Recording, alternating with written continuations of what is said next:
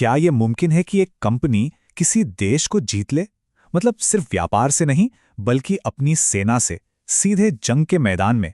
सुनने में थोड़ा अजीब लगता है ना, लेकिन इतिहास में एक ऐसी लड़ाई हुई थी जिसने ना सिर्फ भारत बल्कि पूरी दुनिया का नक्शा ही बदल दिया। आज हम उसी लड़ाई की कहानी में थोड़ा और गहराई से उतरेंगे। तो सवाल यही उठता है कि आखिर ये हुआ कैसे? एक व्यापार करने वाली कंपनी जिसकी अपनी सेना थी, उसने एक पूरे राष्ट्र को कैसे हरा दिया? और ये कोई किस्सा कहानी नहीं, ये हकीकत है प्लासी की लड़ाई की। चलिए 23 जून 1757 के मैदान में चलते हैं। एक तरफ थी ब्रिटिश ईस्ट इंडिया कंपनी जिसके पास थे सिर्फ 3000 सैनिक, और दूसरी तरफ बंगाल के नवाब की विशाल सेना जिसमें थे 50,000 से ज्यादा सैनिक। मतलब कागज पर तो ये कोई मुकाबला था ही नहीं, अंग्रेजों की हार तो पक्की लग रही थी। तो सवाल ये है कि आखिर ये टकराव की नौबत आई ही क्यों?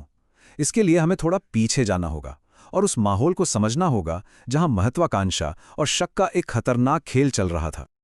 इस टकराव के केंद्र में दो ताकतें थीं। एक तरफ ब्रिटिश ईस्ट इंडिया कंपनी, याद रखिए ये कोई देश नहीं था, एक प्राइवेट कंपनी थी जिसकी अपनी फौज थी। और दूसरी तरफ थे सिराजुद्दौला, बंगाल के नए नवाब, जो अंग्रेजों की बढ़ती ताकत को गहरे शक की नजर से देख रहे थे।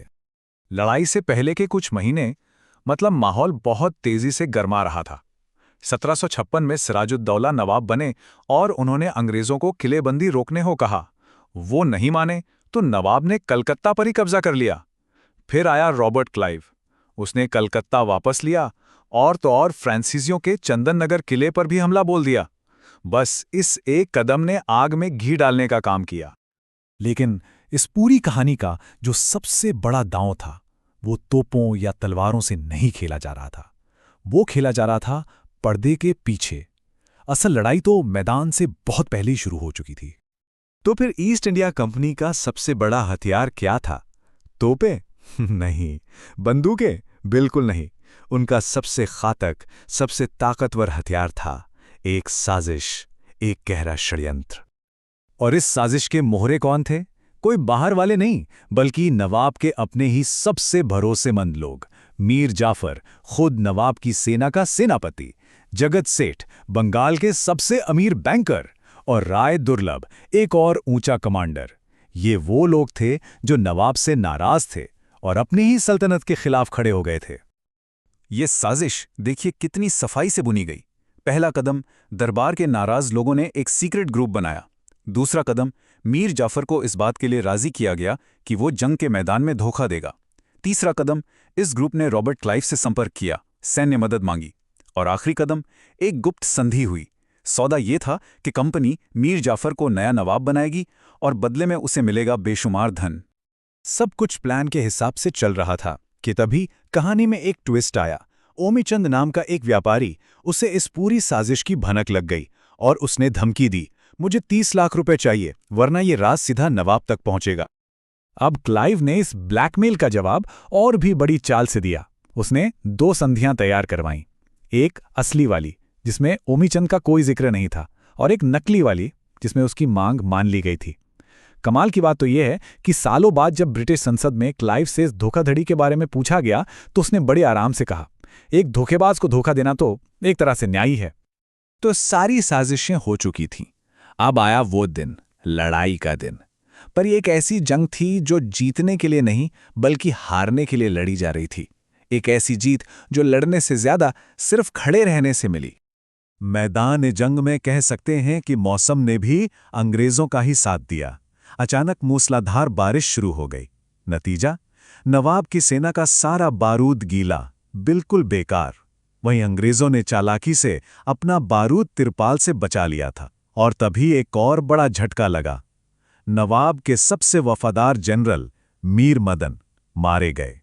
इस एक मौत से नवाब का हौसला टूट गया। घबराकर उन्होंने मदद के लिए किसकी तरफ देखा? मीर जाफर की तरफ। और बस यही वो पल था, धोखे का सबसे बड़ा पल। जब घबराए हुए नवाब ने मीर जाफर से मदद की गुहार लगाई तो उसने सलाह दी, हुजूर आज के लिए सेना पीछे हटा लीजिए। उसने झूठा भरोसा दिलाया कि सब ठीक है, जबकि वो जानता था कि वो अपने नवाब को सीधे सीधे हार की तरफ धकेल रहा है।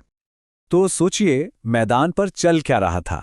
एक तरफ क्लाइव की छोटी सी फौज, वो आगे बढ़ रही थी, हमला कर रही थी। दूसरी तरफ नवाब के वफादार मीर मदन की टुकड़ी जो लड़ रही थी और जान दे रही थी। और नवाब की हजारों की सेना का सबसे बड़ा हिस्सा, वो हिस्सा जो मीर जाफर और बाकी साजिशकर्ताओं के हाथ में था, वो क्या कर रहा था? कुछ नहीं, वो बस खड़ा तमाशा देख रहा था।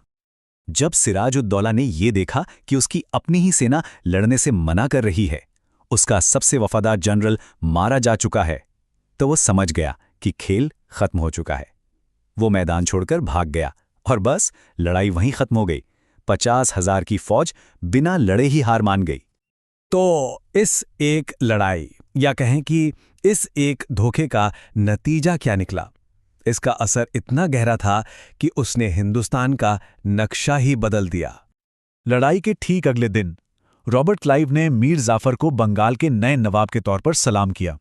इनाम मिल गया था, लेकिन अब मीर जाफर कोई आजाद नवाब नहीं, बल्कि ईस्ट इंडिया कंपनी के हाथों की एक कठपुतली था। और सौदे के मुताबिक कंपनी को इनाम में मिले 22 मिलियन रुपए। आज ये रकम बहुत बड़ी लगती है, उस जमाने में तो ये सोच से भी परे थी। और ये तो बस शुरुआत थी भारत के धन की ब्रिटेन की तरफ होने वाली निकासी की। इसी लड़ाई के बाद भारत में शुरू हुआ कंपनी राज। ये इतिहास का एक अनोखा दौर था। जरा सोचिए, एक पूरे देश पर किसी राजा या सरकार का नहीं, बल्कि एक प्राइवेट बिजनेस कंपनी का राज था। प्लासी का असर बहुत दूर तक गया। इस एक जीत ने ईस्ट इंडिया कंपनी को बंगाल का मालिक बना दिया। भारत से फ्रांसीसियों का पत्ता साफ हो गया और बंगाल से मिले बेशुमार पैसे के दम पर कंपनी ने धीरे धीरे पूरे हिंदुस्तान पर कब्जा कर लिया। यहीं से उस ब्रिटिश राज की नींव पड़ी जो अगले 200 सालों तक कायम रहा। और आखिर में प्लासी की ये कहानी आज भी हमारे सामने एक बहुत बड़ा सवाल खड़ा करती है कि क्या होता है जब एक कंपनी एक देश से भी ज्यादा ताकतवर हो जाती है।